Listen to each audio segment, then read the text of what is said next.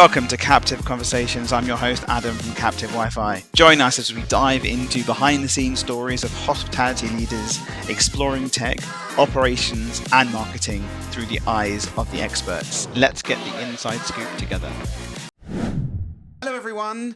This is episode 18. I literally posted, well, in the timeline, episode 10 this week, so it's really weird being on episode 18 and I'm going full steam ahead. So today we have the pleasure in this country of having David from 16 and from Buddy and from... Illglu.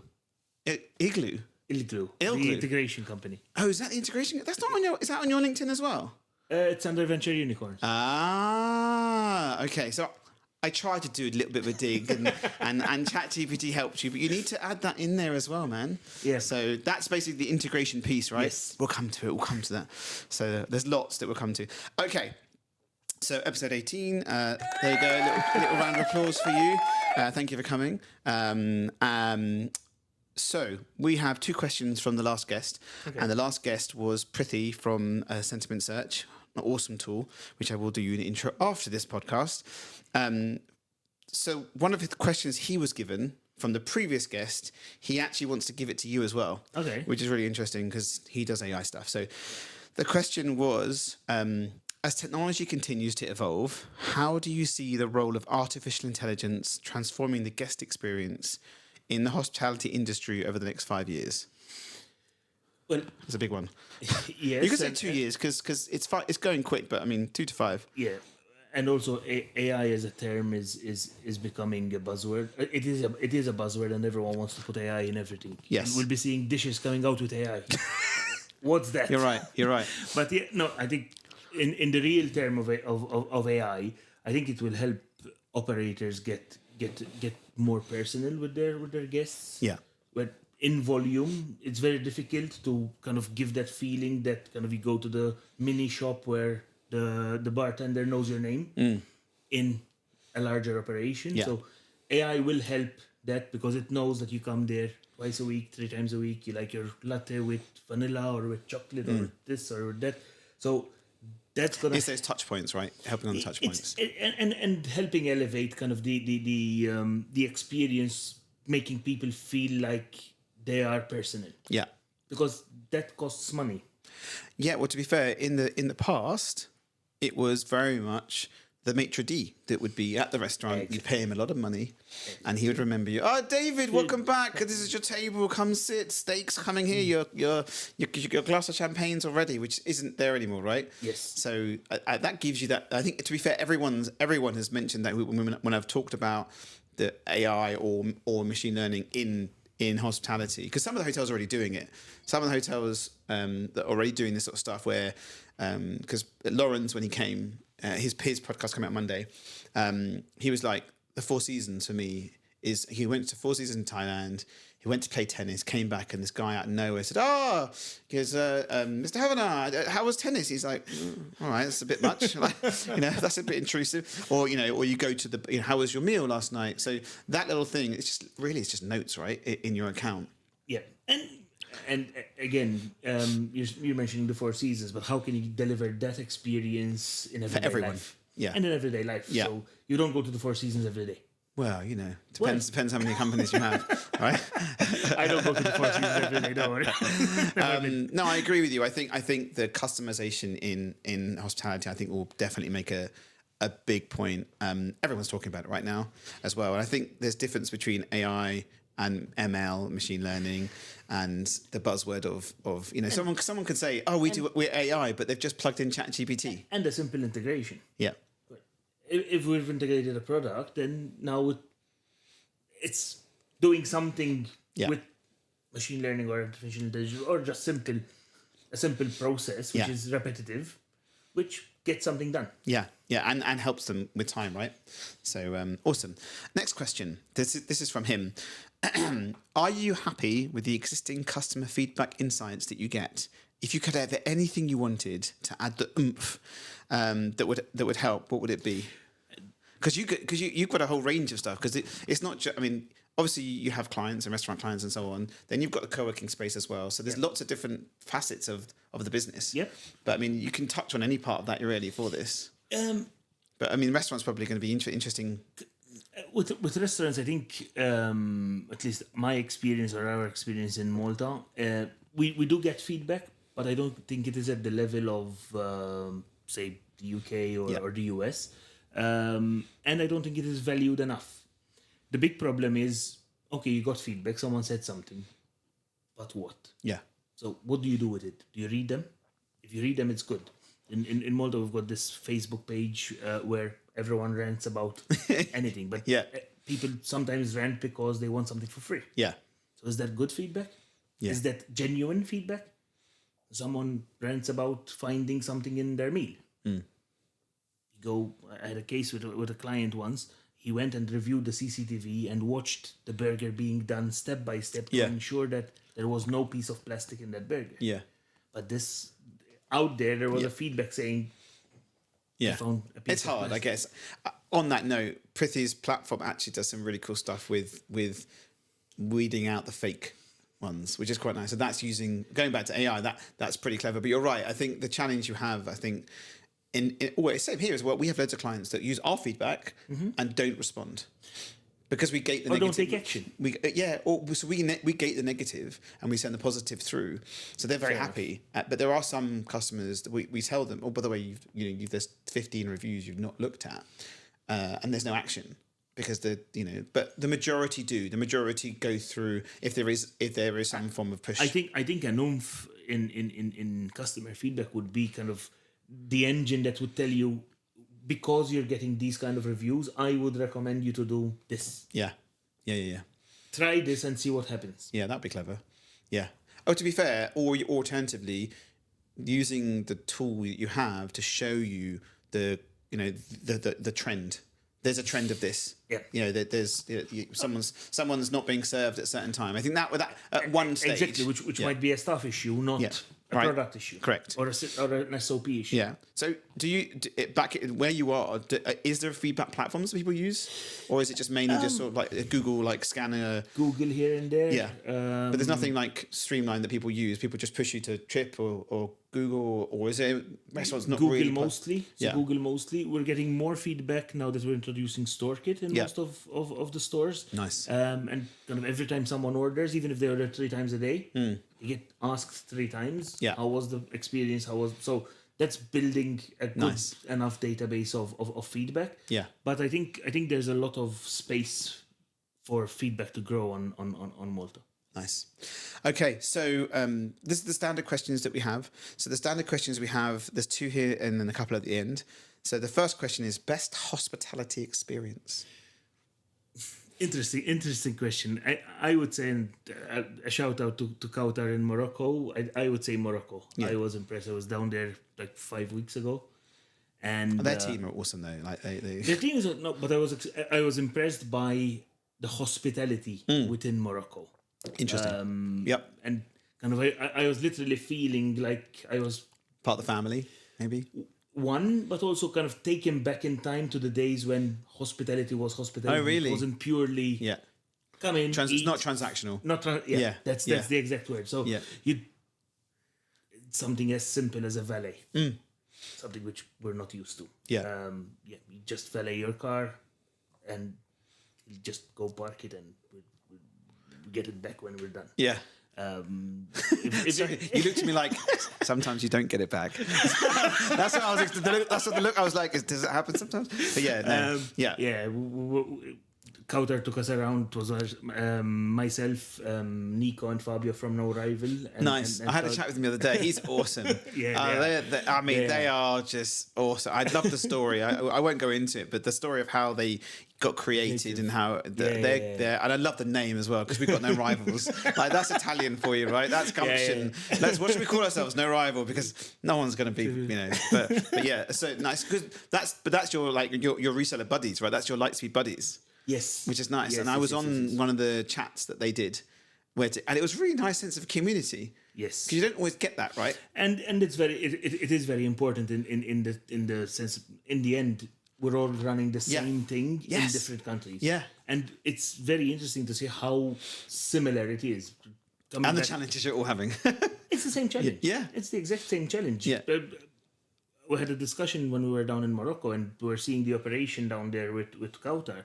It's amazing. Yeah. And the same challenges I have in Malta, Yeah. they have in Morocco and nor I will have in Italy. Yeah, it's really interesting. I like that you have that option because it's I find it interesting because before I even did work Lightspeed, I mean we've worked Lightspeed for years. We're agnostic, right? We work with everyone, and but there's never been a real build relationship. They're now building proper relationships, which is great. Yes. And I remember going online and we were talking to a company in the US we were doing some work with.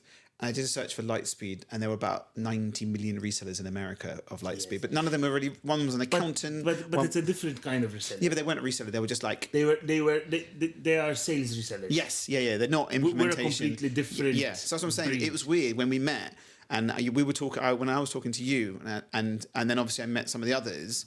I was like, "You are Lightspeed in Malta. Like there is, it's it. Or to be, or it was I can too before, right? Yeah, in our case, it was I can too. Yeah, yeah, So yeah. we've been working with K That product, series yeah. for a little over 8 years now. Wow. Okay. I don't think we talked about. Did we talk? I asked you the question. The standard question was best hospitality experience. I don't know where that came from, but you said that. So that was the best hospitality experience. Going to Malta, was that the sorry, not Malta. Going to Morocco. That what warmth and everything else. The little Seeing little the pieces. real hospitality, because Yeah. I think sometimes we've lost hospitality. Yeah, I agree. Over time. Yeah. It's become, as you said, transactional. It's as fast as I can. Repeat. Yeah. And kind of we're losing the experience side of it all. Okay, so next question is best hospitality tech, and none of yours. That's very. So You can do a few if you want. I mean, if there's a few you want to touch, because I know that you've got some, some lovely partners. I think I would like to believe that we've chosen the best tech stack. Yeah. And it's been 10 years in the making. So it's either I don't answer or I answer with the correct tech stack. Okay, how about for you yourself? Like, what do you find being the best? Like, actually, if you were to go somewhere and you've experienced that tech, rather than the partners you work with, but for you maybe, how about that? Has anything stood out and like, oh, that's pretty cool? Because like hotels have apps now, and there are little bits and bobs that are pretty clever. I mean, I think the order and pay at table that generation of stuff. Is currently the next big thing. Yeah. And especially mentioning hotels, we're doing a lot of work with hotels in Malta, kind of reinventing room service. Yeah, because it's which died. Yeah, completely. All the hotels Uber and all of the rest of them, all the delivery platforms out there, has just take a massive chunk out of F&B. Yes, and also kind of all hotels have seen room service as a loss leader. Yes. You need to do it to keep the stars. Yeah. But it's a loss. You lose money because you need someone waiting for a call. Yeah. And when that call comes in at 2:00 in the morning, someone needs to handle it. And you need to keep the kitchen open at 2:00 in the morning. No, you don't. Yeah. There are outlets which can supply. Yeah. So. Oh, interesting. So are you working with them to find those outlets to then help? So it feels like it's in-house. Yes. That's nice. Yes. So. That's really clever. So you can create a branded... A mix between order and pay in the room. Yes. And delivery platforms. Yeah. That's really nice. So then if there is a little chef there doing X, they can do it. But if they want to charge the room to whatever... There's a McDonald's 24 hours. Yeah. So if you just arrived from a long-haul flight and you want to eat something, at least you can eat something. But are you doing stuff whereby... I mean, could you do it where it's all on your rooms... Rather than you have to pay, so you get to your room and you're like, oh, do I want in-house or do I want external? Rather than having to open up the app. I think that is still a bit of a conversation builder, because I think the charge on the room most of the time only works to put everything as business expenses. Yeah, true. Other than that, you've got your card, it's Apple Pay, double tap. About 5 years ago, there used to be sorry, I'm turning the volume. There used to be, I forget the name of it now. it was in the beginnings of like Uber and Deliveroo and all the rest when they came over here, and there was this delivery solution that didn't have an agreement with a restaurant, but they put all the restaurants on their website and on the app as well, and you could order, and the delivery driver would turn up and say, "Can I have a burger with cheese?" La, la, la, la. And after I think 6-7 months of them being out there, they would look at the drivers and go, "No," because they see that, and so the driver would wait there. They'd order the food, or their office would call and say, "I can have a takeaway, please," which was sort of clever. But then all the restaurants got wind to it and they died. So, but that sort of concept could be. It's at the end, it's concierge. Yeah, you're right. And if it's I've been to other hotels in the UK where the F&B is pretty poor. No, on the note of F&B, Scott Turner from Auden Hospitality is one of our people we work with. He's basically helping those hotels that are failing with F&B and putting better tactics in, because it's not a lost leader. It can be. It can be quite a profitable. One case we have in Malta, one of the first hotels we've done is an all-inclusive 600 room. Wow. And I was like, how are we going to sell room service in an all-inclusive hotel? Yeah. And we took on the challenge. We did the installation, and we're doing a couple grand a month. Oh, interesting. So it's on top. So it's on top of. So all inclusive is you can go downstairs with 17 restaurants in the site. Yeah. But if you want it to your room, yes, and it was very interesting to see. One of the very first orders was a kids meal. Yeah, so clever. Yeah, what a nice way of just. You've got the kids settled in the room. It's consistency, it's usability, easeability, and if you can offer that to the customer, they're going to pay for it, right? Yep.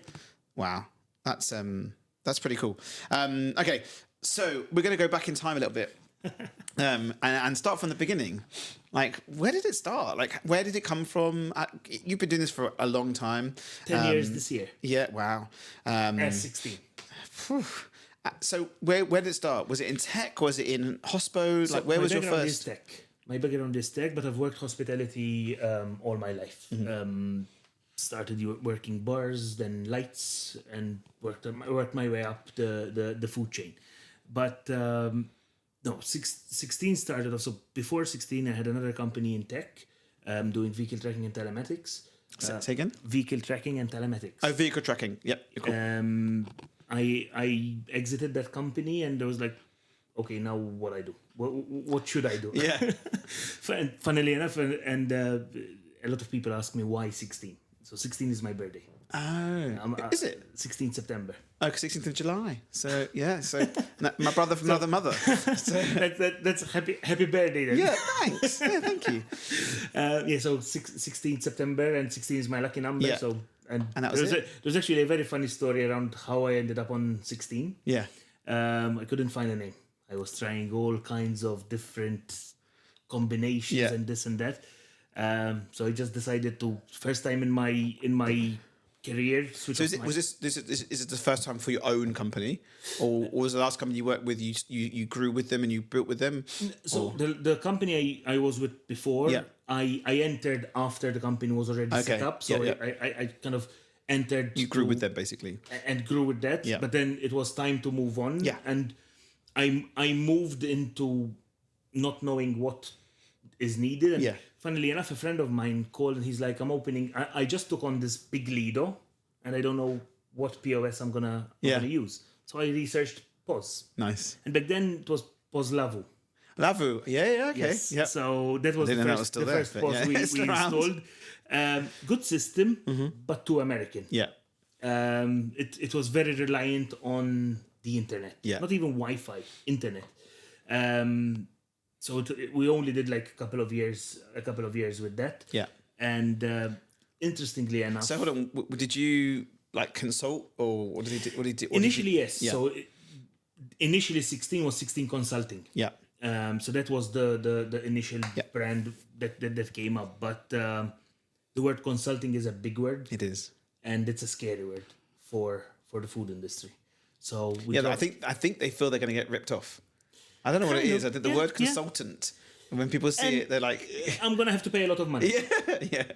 So we dropped the consulting. Yeah. I still have one of the walls in the old offices still says 16consulting.com because that was the original website. We dropped the consulting and went on just using the 16. Yeah. We've now rebranded to 16 Hospitality Solutions. Nice. Because we've narrowed down. So in the beginning, we had like 20 different SaaS software Oh, in really? the stack.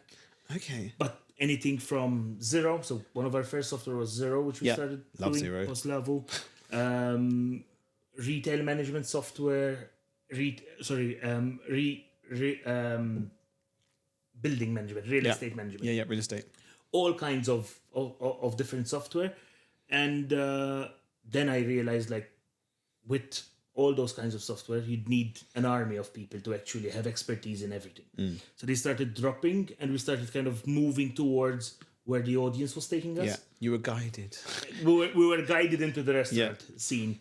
And Poor kind of you. No, I'm first restaurant, second restaurant, Yeah. third, fourth. And then was it just very much word of mouth? Because as Chris from Tech on 100%. Toast always says, I think he said 85% of people refer business to other businesses. We've never done any specific marketing Yeah. around 16.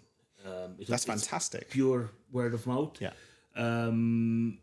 We had our challenges, especially when we So when it started, it was just you, and then then as you grew, you brought more on, or how did that start? How did that go? Yeah, so it was for quite a while. It was just myself. Yeah, you running around doing everything basically. Yeah, I call it. It was the time of the 5 Davids. Yeah. There were 5 Davids in the company.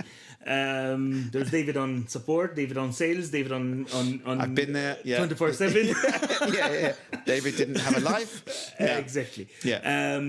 We started growing and then shrunk again because we grew to a kind of 3-4 people, and then all of a sudden I ended up alone again. Yeah. In the whole operation. How was that? Was that a bit scary, or was that just? Well, 2 sides of it. I made a ton of money Yeah. during that period, but I didn't have a life. Yeah. I'm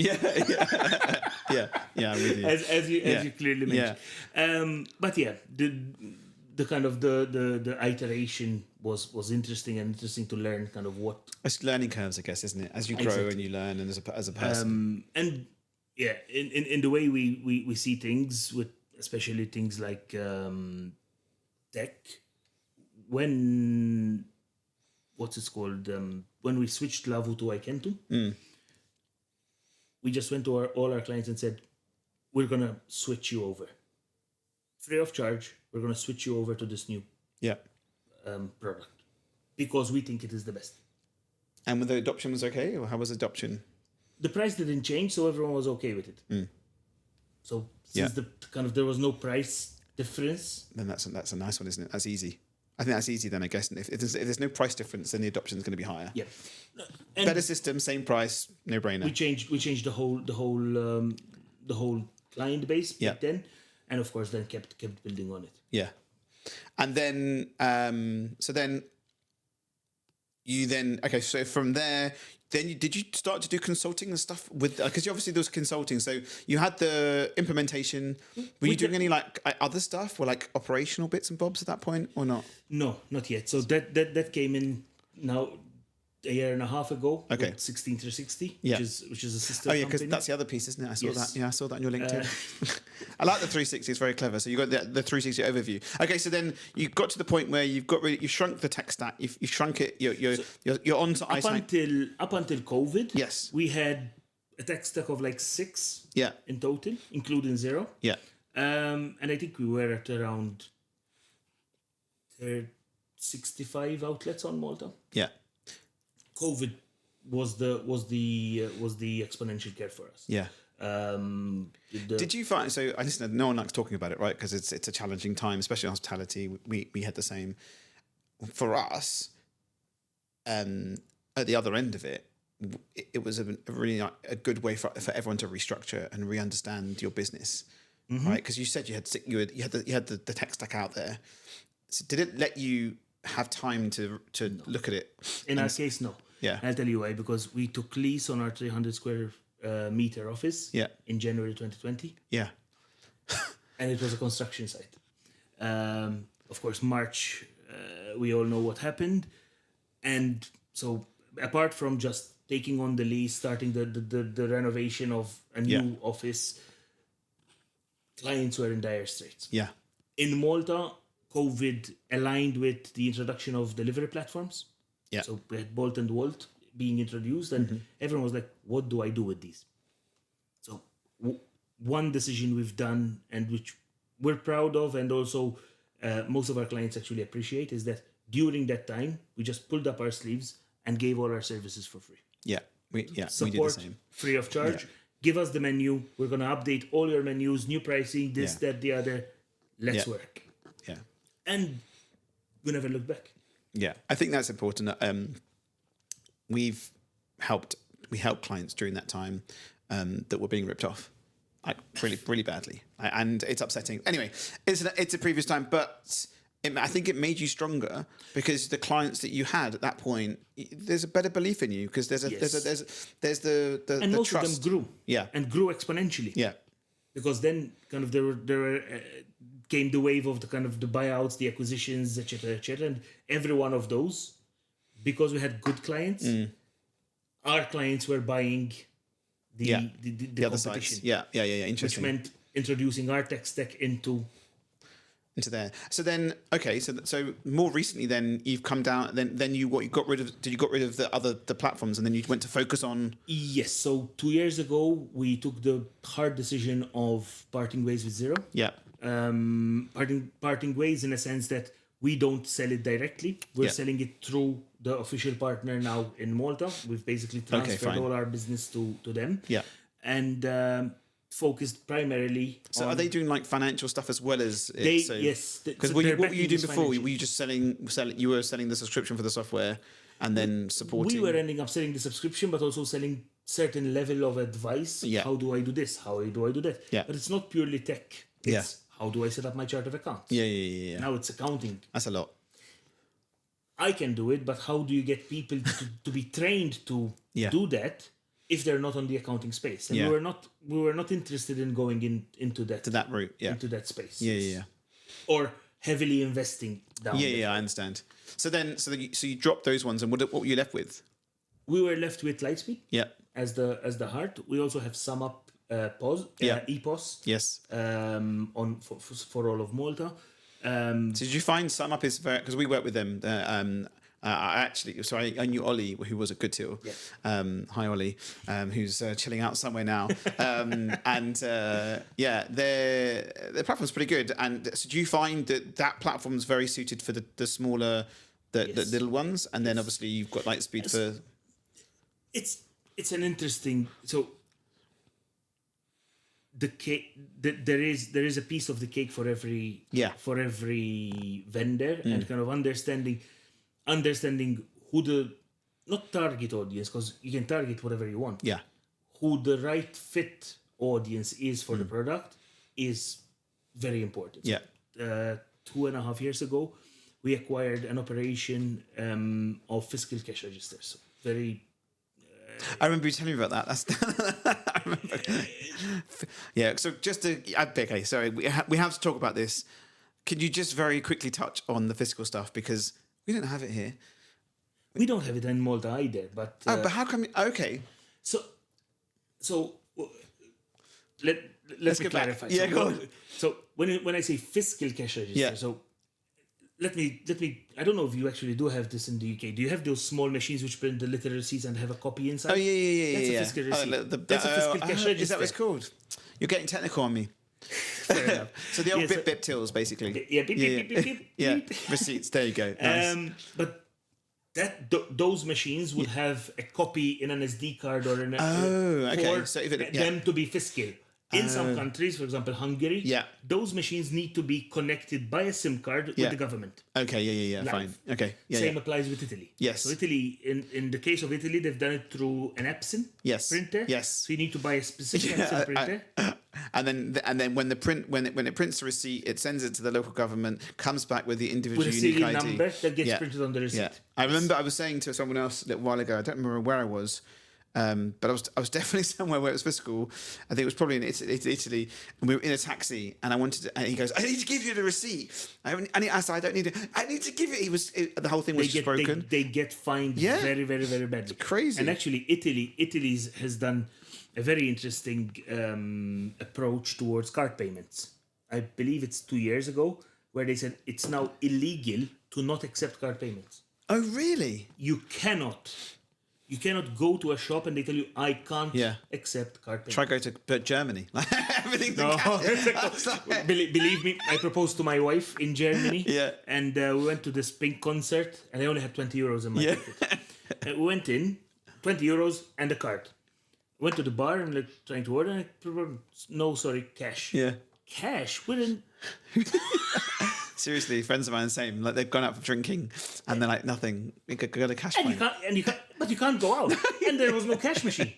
So this was gated, checked, and all of the usual stuff. Wow. You can't go out. So I had to stay with a pint each, and that's it.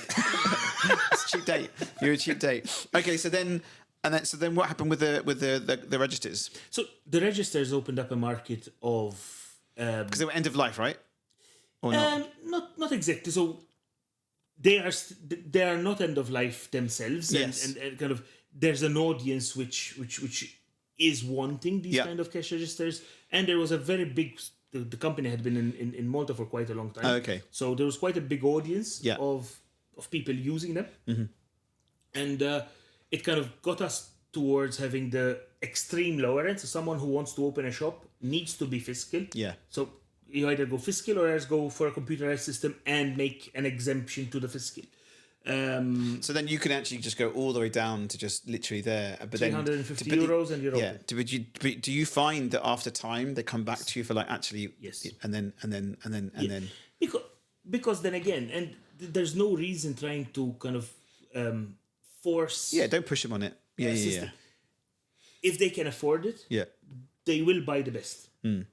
But if they can't, then give options. Yeah, I like that. And we like to give all the options. And in most cases, we get clients who are like, I want 6 iPads in my restaurant, and it's a very small restaurant. Yeah. I'm sorry, don't. You don't. You're not like many POS solution providers, because the rest of them the bigger one, not the bigger ones, but not Lightspeed here, obviously. The other ones are like, have 8, take 8. That's short term. Yes. The client would realize that 6 of those 8 are just sitting there. Doing nothing. He'll start seeing them with dollar signs on them. Yeah. And let's say, I've been ripped off. Yeah, absolutely. So you're open and honest, which is nice. Operating, yeah. I can count on the 2 hands the number of people that churned from us. Yeah, that's impressive. Literally. Yeah, but I think the question is that also, you're in Malta, you create a nice there's a good name, so I think that's the other piece as well. And also from us speaking in the past as well, there's a bit, I think from how I see it, there's a big belief in looking after your customer. Yes. So and then as you said earlier, they grow with you as well. So that's why we're the same. For on the IT side, if people leave, it's usually they've been bought out by a bigger company. Which you have no control. Or they've closed. Or they've closed. Oh, they've closed. Yeah. Yes. Yeah. Which is unfortunate. Yeah, exactly. So interesting. Okay, so now we're up to a couple of years ago. So were you already building stuff then? No. So after I left the vehicle tracking company, I made a pact with myself of not going into software development again. Dope. That pact lasted like 5 years. Yeah. if 5 years. So no, up until we had started Buddy. Yeah. But not Illglu. Yeah. So Illglu started during COVID. So Buddy had already been. Was it why? Is that because of your background? Is it finance in your background or just? No, I'm tech. So I'm completing information systems. But you were helping people with Xero. And I was using them in my other companies. Yeah. So that's why I was interested in doing that. But so when did we'll touch on Buddy in a sec. When did that project start? Buddy started 2018. Okay, it's a while ago. Yes. Through the desperate need to sell TNA. Yeah. So we couldn't sell TNA without payroll. Oh, okay. And I think that is true to today. Interesting. TNA on its own can do a certain amount of things, but then you need to plug in a payroll. Okay. And we couldn't find a I'm going to be a bit like, I'm saying, okay, what is TNA? Time and attendance. Time and Deputy attendance. workforce Sorry, was in I had place. Lawrence the other day, and he was telling me stuff, and I was like, "What are you talking about?" He was like, "What do you call this thing? Not the same as you. What do you call this thing where the car?" I went car wash, and he goes. I said, what do you call it? I think he said he called it the Waschenstrasse, which is like the wash street. Sorry, time and it's like R&R. I said to him R&R. He doesn't know what I said. Rest and relaxation. He didn't get it. So TNA. I've never heard of TNA before, but I understand what TNA is now. Workforce management. Workforce was called Tender because Yeah. it's T and A. Oh, is that why it's called that? Tender. It's called Tender. I don't understand why they don't call it Tender now, because I like the name Tender. Because you can say it well, right? Tender. So sorry, I keep telling them that they should call it. They go, yeah, it's a great name. Okay, so I didn't know that's why it was called that. Interesting. Now I get it. Australian Or at least humour. that's what I'm assuming it was. Yeah. Some bloke just called it tender, or misheard. Okay, fine. So time attendant, and then did you build a time attendant, or were you No, selling we were selling Deputy Oh, okay, back interesting. then. Yeah, so yeah, we yeah. were selling Deputy and Xero. Yeah. Xero was okay to sell, but Yeah. people were not buying Deputy because they were asking for payroll. Oh, interesting. Again, I was still true to my pact of not going into software development. Yeah. So I reached out to all of the payroll providers for integration. Yeah. Guess what? No. Awkward silence. Yeah, true. Yeah, Just 100%. Not interested. like- Yeah. And yeah, if you can't go through the door Yeah. Build it. or go through the window. Yeah, 100%. Or break in. No, okay. Yeah, which you probably did. So So that's when I met my co-founder Jonathan, Yeah. and we built Buddy, thinking it's going to be a quick. and then you cheap plugged it into Xero. Was that one of the first things you did? one Xero and Deputy. Okay. Oh, nice. So straight through. Done. So Okay. Time and attendance, go straight to Buddy. We Yeah. calculate all the engines, overtimes, allowances, blah blah blah blah blah. Calculate payroll, post into Xero. And is it now doing? Is it also doing additional work, additional accountancy stuff, or is it just the? No. We're pure payroll. Okay, just pure payroll. And payroll now focusing at least in the UK market on bureau. Yeah. Bureau payroll. Yeah. Okay, fine. So managing it all for managing it for the customer. Well, not managing it, but just so it's doing we the are the payslips software and, of the payroll bureau manager. Yeah. Okay, so they just press a button, you put it all in, and they do the rest. Yes. Yeah, like it's putting the numbers in, crunching the Yesterday numbers. we were joking about this. Press a button and it all gets done. it's amazing. It cannot get done in payroll. It's not that simple. There's a few human aspects of it, I'm sure. A lot of. So you started to build that, and then when did the development side for Illglu. Lightspeed Illglu come? So Illglu came through. Sorry, so Illglu. I keep calling it Illglu. I need to get rid of the line because I quite like Illglu as a name, but Illglu. Why Illglu? What does it mean? So Illglu translates to the glue in Maltese. Okay.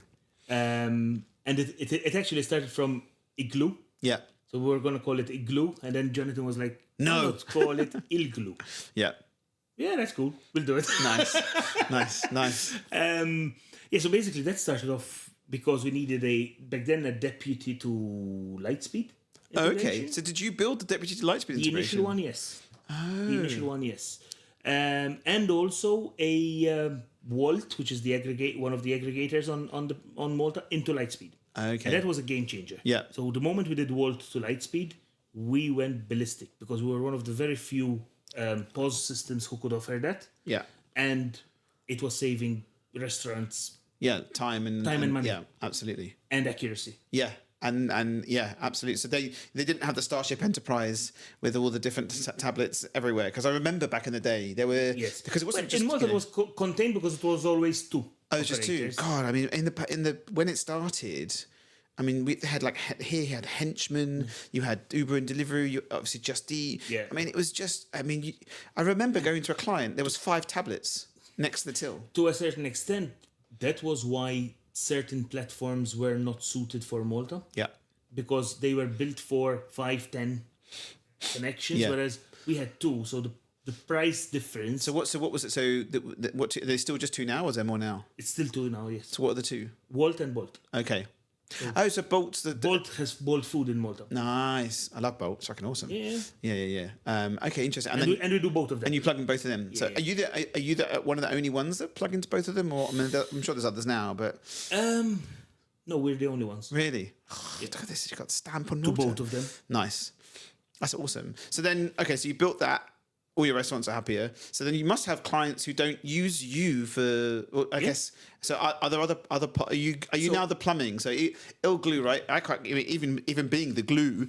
Are you that? Are you the plumbing for other people as well to plug into? Yes. So technically, on Malta, we are two resellers because we were iKent2 and the other reseller was Lightspeed. So we still operate as two. And yes, we do offer our services to anyone using Lightspeed in the terms of Lightspeed, but Illglu grew beyond Lightspeed. So Lightspeed was the flagship because 16 needed those integrations. So we started off by saying 16 is being asked for these integrations. Let's build them in Illglu.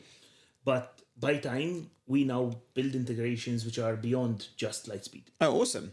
So we can do any kind of integration between SaaS software. We're mainly focused on hospitality. Yeah. That's your bag, right? Yeah. It's the background, and I think it's where a lot of these integrations need help. And I think the main challenge is that there are a couple of people out there as well. That, I mean, there's Deliverect, right, which does the delivery thing, and customer service is a bit challenging for that one. But that if someone wants to build something, if I go to Lightspeed now and say I want to build this, they're going to be like, oh, give me a business case. Do you have 100 customers? Blah blah blah. And there's so the business model around Illglu lies around the fact that we're mentioning Lightspeed. Lightspeed have their dev pipeline. Yeah. So would any other third-party SaaS app who's working on building their own pipeline. But the sales team would see the benefit of an integration between app A and app B. And that is where we come in, because if you try and align two pipelines to find a 6-week window to build an integration, it's going to take ages and it's going to cost a lot of money. Whereas our dev team is designed to do only that. Yeah. So we'll slot you in and we'll keep maintaining the integration. Nice. And so what pods are you plugging into now? I don't know them off the back of my... Damn you. Yeah, but okay, so we can share it. So it's multiple solutions that you're plugging into. Yes, companies come to you and say, well, I mean, I've introduced you as well. So, I mean, companies come to you and say, we have this product, we want to be able to do this, can you do it? Is there points where you say, okay, so we can do this, but will the other side say, or is there more trust in you because you're not going to say yes to everyone, right? So we don't say yes to everyone because there are a number of things. There's the technical side in terms of is there good APIs on both ends to start off with. But usually we don't even go into the commercial relationship. So we'll let the two apps do their own commercial relationship between them. We are the tech. Oh, okay. So they'll go direct to, for example, Lightspeed. And they'll say, we want to do this, and then they'll go actually speak to these guys. Which is the way forward, because otherwise... Agreeing commercials is easy. Yeah. It's the technical side that becomes a problem. Yeah. So we just do the technical. Nice. So you become an extension for Lightspeed? That is in like a development extension. And what I'm saying is if a brand goes to the app. So beyond purely just Lightspeed or any other pod. Yeah. It can so if someone plugs into infrastructure... Yeah. You're the plumbing, right? Realistically. We are the plumbing. So then they can go into anything that you're already plugged into, right? Obviously at cost, depending on what it is, and depending on also because we also do business logic. In between, so we're not a Zapier. Yeah. So we're not you plug into us. Yeah. Now we have 10 POSes or 10 accounting packages which we connect to. You're connected to all of them. Yeah. It won't work that way because we take the data and the kind of data that there is on one side. Yeah. And beyond just being plumbing, we're a plumbing with an engine in between. Nice. So you filter it, you make it work, and then you pass it. We make sense of the data. Nice. And feed it to the other side. Nice. And that saves those people lots of time, right? And it makes investment. proper integrations. Yeah. Because some integrations, a lot of people call integrations an export-important integration. Yeah. No, it isn't. But you technically can say it's an integration. But it's not. No. Okay, fine. Okay, so gosh, we're going through. I put in it actually to if we can quickly do it. I said, have you got any funny stories of client setups or any little things you can touch on? Oops. Now that That's my wife contacting me. There you go. It's the first time it's ever happened. Pause. So this is really funny. I'm not gonna edit this. But she sent me a message. I'm sending her a message. So I've sent her a message, everyone. She'll read this and be like, "Oh, thanks." So there we go. That was nice, wasn't it? She knows if I don't answer the phone call, she'll send me a ping on my phone. Okay. So yeah. Anyway, okay, let's move on. Okay, so Funny stories. Yeah, so we can probably touch on a bit more on Buddy because you're here. You're here. So is it? Why weren't you here earlier, or is it just because it wasn't regulation, or there's certain? So with payroll, every country needs a lot of regulation. Yes. Changes, and we started from Malta 6 years ago, and there it's crazy, literally, because while there is legislation, it's all in the UK it's a bit more structured. Yeah. When it comes to at least payroll legislation, but we took our time. It took us 3 years to get to the full product. Because we wanted to listen. So we wanted to showcase what we're working on, but also get feedback from the market. So is that in Malta or here as well? UK. In here in UK. In UK. Interesting. So 3 years So did you have people testing and trialing it here? Testing and trialing, but we also attended expos, events, To see and what- on see any the kind market. of way we can With Buddy, speak right? to... With Buddy, because now it is with the Buddy. that's what I meant, with the Buddy, right? Yeah. Because I love that. In fact, your mascot's awesome. I will see if I can do an insert into it on the video. But the poor bastard, whoever's in that, it all throughout the day. But yeah, I do like the mascot. It does give a thingy. Okay, so you basically you took step. You looked at what's here, and then basically adjusting the product. Yeah, and build the product around its users as opposed to just around tech. So we had good tech, but also we understood what the user needed. Yeah. Out there in the market, and now Buddy is tendering and working with quite a big number of. Really, that's amazing. Nice. And so we and contract wise, is it because lots of the other ones are like, I'm going to sign you up for 36 months. I'm going to lock you in for the rest of your life. What's the flow on that one? Is it just? No, we don't do that at all. And pricing is extremely simple. It's 1, 2, 3 pound. Yeah. That's basically about it. It Nice. keeps going up based on. And then you plugged into more workforce management platforms now. Yeah, we're plugged into all of the pensions. We're plugged into Deputy Workforce. We're plugged into Xero, QuickBooks, Sage. Nice. Teleroo, Teleroo and Fiorin. Okay.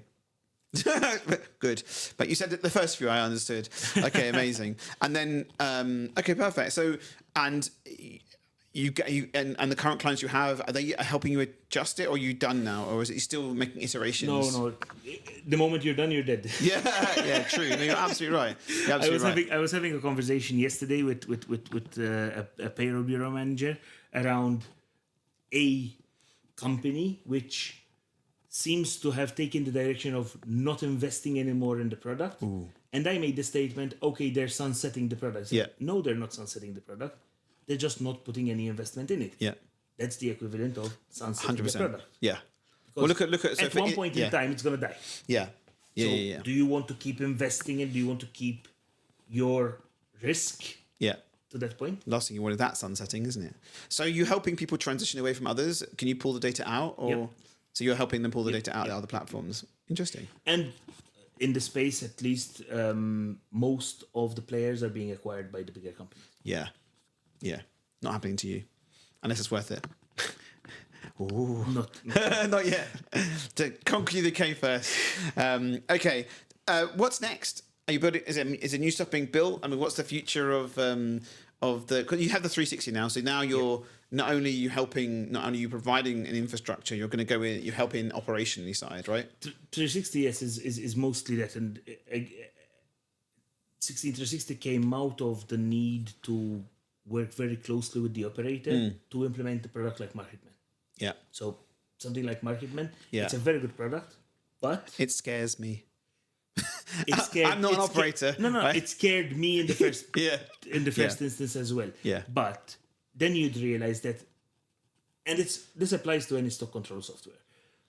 Stock control is as good as its inputs. Yes. And most of the work is in the beginning. So we usually tend to kind of stay as far away from introducing stock control, or at least marketmen. There are others which are more suited. Yes. ePosibility have Optimize, which is kind of designed for more higher end and more complex operations. Yes. Yeah. But there is that need to literally sit down and build the initial database. Yeah. And if that is done correctly, You're winning. Yeah. then there will be a flow. Yeah, the foundation. If you've got the foundation built, But the foundation can take anywhere between 2, 3, 6, 12 months. yeah. And it's Or it depends if you've got the information to hand, right, and all there, because people are still bringing in. at quoting stage, everyone has the information Yeah. at hand. Then when you start, okay, where's the information? I don't know. Welcome to hospitality. It's in a piece of paper. I left it in the office. I'll get it for you now. And then it's never there. It's gone. Yeah. But there we saw that kind of, okay, it's not a problem. Yeah. We'll do I'll it for send you. you someone. We'll do it for you. Nice. And we'll show you, we'll teach you. So you do? Do you do that as other stuff as well? Like if the 360 is that trying to help with the tech stack as well? So not just a consultancy piece, or is that just those apps that are pretty? It's called 16360 because beyond things like marketmen, we also have a pool of experts. Nice. In all kinds of areas. So we've got chefs, we've got lawyers, we've got accountants, we've got all kinds of. You've really literally pulled in anything for hospitality. They can come in and make a phone call and say, "I need in a restaurant, or at least in a let's say in a salad bar, in a snack shop, you don't need a full-time chef. no, This is yeah, food manufacturing. yeah, But you'd need a chef once every quarter when you change your menu. yeah." That's So- really clever. So that's not just. I mean, literally, you've turned them. Like when I saw it, I thought it was literally like the consultancy piece, but you've actually sort of taken more structure out and actually been anything really. You know. Yeah. Our core business is still around stock control. Around we do mystery shopping. We do stock validation. Yeah. One of my clients before he moved to Toast, he had a company come in. I think he still does it now, actually, even though he has Toast. They come in at once every couple of weeks and they do his stock control for him. Yeah. And he has that. He doesn't do it. He goes, "I don't trust my team. I'll send someone in." And if the same person who is stealing or misplacing, let's use the word misplacing, Yes. counting, Yeah. then he's compensating. Yeah. Very clever. Interesting. Okay, that's really clever. So, and how long's the 360 been around? A year and a half now. Okay, nice. A year and a half. And what's next? What's up on the? Are you allowed to share what's coming? What's coming? Like, what are you building now? Because now you're like building. You're never going to stop. You're like, I'm never going to build anymore. I took a decision a couple of years ago to consolidate. Yes. So we've started seeing what we can't handle anymore, and made sure it got the tender love and care that it needs, and the clients will. That's need, important. With other partners, and we're now focusing on growth. So it's now 16 hospitality. We're aiming. And just a quick question: what's your percent like for you guys? The range of different people in Malta. What percentage of people have Lightspeed, like in Malta, for example? I would calculate between us and the other provider. Yeah. I think we're close to 70%. Wow. Yes. That is market share. Yeah. Wow. That's crazy. You still have an open invite to come and visit. I do, and I thank you. Lightspeed Yeah, Island. you sent me. Here's the flights. I was like, you scared the shit out of me. So you can just come for the day, and I was like, oh, I'm doing too many podcasts, man. But we got you here. Okay, amazing. So so now you're consolidating, streamlining, and then basically looking to help your partners grow. Basically, that's the plan. Yeah, and opening up new territory. Yeah. So yeah. Ooh. So it's new territory where the whole idea is that kind of do you think maybe take the template of what you've built and then and then out because it works and and to a certain extent we're open for partners in take different over the world. So so I guess, and so is a plan to try and get Buddy into other areas as well? I mean, you've done with Buddy. We've done Malta. We've done the UK. Nice. Ireland is kind of next up. Yeah. But of course, the UK, there's a lot to be done. Yeah, loads. I'd say we haven't even started yet. Our plans for the UK were taken upside down because we initially started looking to target the small to mid, but when we launched, big enterprise started coming in and 100,000 to 200,000 pay slips per company, and they're asking for the product, testing it, and they're liking what they're seeing. Yeah. Perfect. And that gives you opportunity for them to make those changes and adjustments. It's worth it when the big ones come in and go, can you do this? Okay, amazing. So this is really interesting. I mean, you sort of fall into all this sort of stuff. It's so interesting. All the companies within the group are related, but they're not. Yeah. I get that. There's the Chinese wall in between, right? There is, but they all kind of... Yeah, well, it's a family of a family thing. Okay, so we're at the end. There's a couple more questions, but I'm going to give you a little round of applause. Thank you so much for coming and your time as well. The last couple of questions we have is best restaurant. I took a note about these. Too much things. Best restaurant. I think one of the best restaurant experience I've had was at Bahia in Malta. Yeah, it's a 1-star Michelin, and it's one of the ones which was a good experience. Yep. So they welcome back every week, don't they? Yeah. I'm kidding. Best burger. That's a tricky one, but I mean, have you had many burgers here? Yeah. Yeah. Yeah, it's something I like, but generally we're anywhere. I'm gonna go for a Maltese brand. Yeah. So it's called Hermanos Burgers. Yeah. When the Store Kid guys were in Malta, I took them to Hermanos because it's a common client, and every time they come, it's a must now. Nice. They can't leave until Malta if they don't get Hermanos. I will put it in the show notes. Best hotel. This was tricky because I wasn't quite sure kind of which one it should be, but I think one hotel which impressed me and I like their concept is Citizen M. Yeah. I think it's the future of hotels. Small room, big open co-working space. Yeah. It's functional. It does what it's there to do, and it's consistent. So you go wherever that's you go. Important. It has to be consistent, right? Nowadays. Okay, now we're on the last piece, which is the 2 questions for the next guest. And the next guest could be marketing, operations, could be an operator, could be anyone. Okay. So 2 questions for the next guest, pretty please. So I gave a lot of thought to this. I think one question which I would ask is what role do you think data should play in the day-to-day running of a hospitality business? Oh, data and day-to-day, because most of the time data gets analyzed at the end of the month, at the end of the quarter. But what if it needs or should be analyzed on a day-to-day basis? Okay, interesting. And what changes would there be done there? Yeah. Okay, next one. That's pretty deep. This one is short, but it's interesting. So tech stack or single supplier? Ooh. And why? Yeah, and why? Yeah, interesting. Yeah. I think this conversation is very open. It's very open. My choice is tech stack. Yeah. Because I think no one can be the best of everything. Yes. And tech stack gives you the best of everything. I'm in agreement with you. I think I said it yesterday. It's the I'm probably gonna get it wrong again. The master of none. The bloody term. The master of I completely forgot. Jack of all trades, master of none. There you go. Thank you. I couldn't even say it yesterday either. It was on top of my tongue. But yeah, it's difficult. If people say they do it, they don't do it all. But there are some that are pretty good that can do most. But you'll never have everything with everything. Yes, and even when it is extreme big corporate. So yeah, because I think in this equation, money doesn't quite play the role it does. So it's not, if you have a lot of money, you can invest or buy different techs and squeeze them into the same thing. Yeah.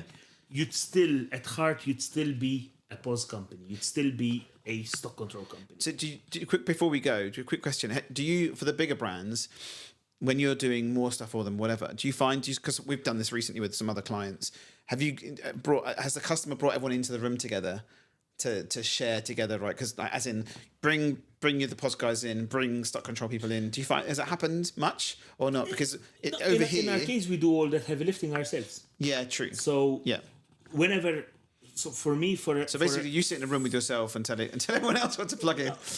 I was having a chat. I won't tell you the brand, but I was having a chat, and who is it knows, and they were giving me a demo, and I told them, send me a demo, and I'm gonna try and break it. Yeah.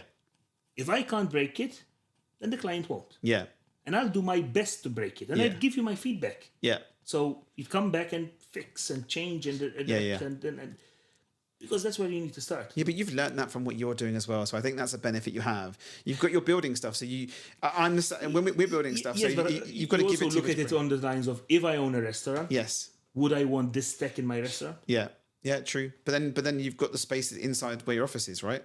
So right you've got your let's try this out down there right now. And you scare the crap out of this tech companies. Okay, let me give you another round of applause. This is David from 16 and all the variations of 16. Thank you so much for coming.